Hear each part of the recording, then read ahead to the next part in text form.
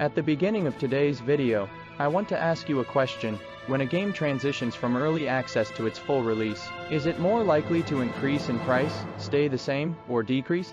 If you're familiar with the indie games, you'll know that most games that start with an early access release choose to increase their price slightly upon full release. The reason is simple. From the developer's perspective, the full version offers more and better content than the early access version. From the loyal player's standpoint, they supported the indie studio during its early stages, and a price increase protects the interests of these core and long-time supporters.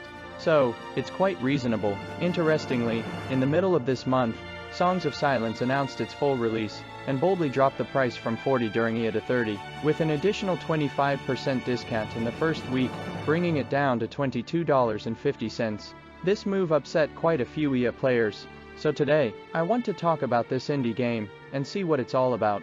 First, let me briefly introduce the game. In the past 2 years, there have been several spiritual successors to Heroes of Might and Magic, such as Songs of Silence, Heroes Hour, and Silence of the Siren. Some stick to the original Heroes formula, while others introduce their own twists. And Songs of Silence falls into the latter category.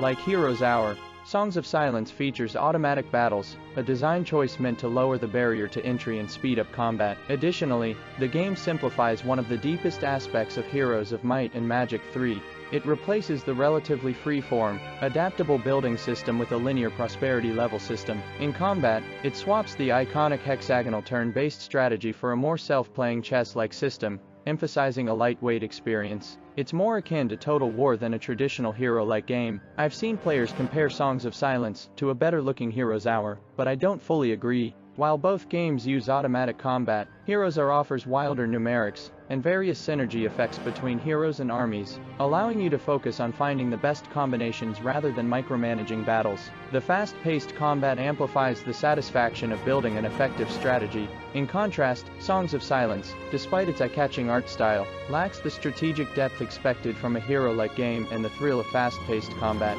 In other words, what you get is a relatively lightweight, casual gaming experience. You might think I'm nitpicking, especially since few gamers today have deeply experienced Heroes of Might and Magic 3. Songs of Silence targets a broader audience. As a modern strategy game, it's commendable for its great graphics, low entry barrier, and lightweight gameplay. However, the question remains, why did this game, with its limited EA content, justify a $40 price tag? Let's compare. Songs of Conquest, $35, Silence of the Siren, $30, and Heroes are $18.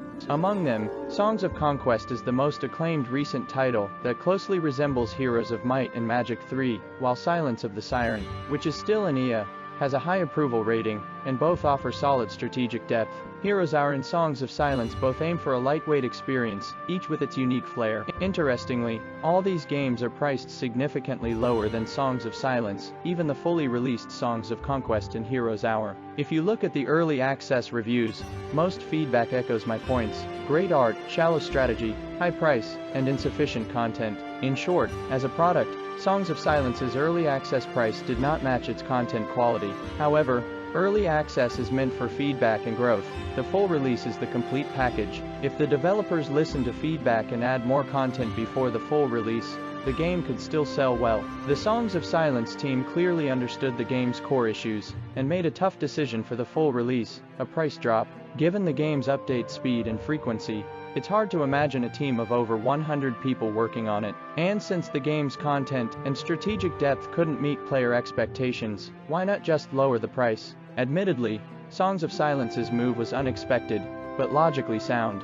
If the game is cheap enough, many gameplay issues become moot. However, while this attracted new players, it angered existing ones. To appease these once loyal supporters, the devs offered an electronic art book and in-game OTS to early access players. While it's a good deal in terms of price, its usefulness varies by individual. Most players who paid $40 initially did so to support the devs, hoping the game's quality and content would eventually justify the price, not for a future price drop and a few trivial gifts. In my opinion, Songs of Silence was in a dilemma from the moment it set its early access price at $40. For this previously unknown dev team, the game's lightweight framework could never match the quality and content expected of a $40 game. While a price drop seems to resolve the immediate conflict, it also erodes player trust and goodwill. Either way, the devs face criticism for betraying players and lacking development skills. That's it for today's video. What do you think about Songs of Silence pricing strategy? Do you think the game is worth buying? Leave your thoughts in the comments, and we'll see you next time.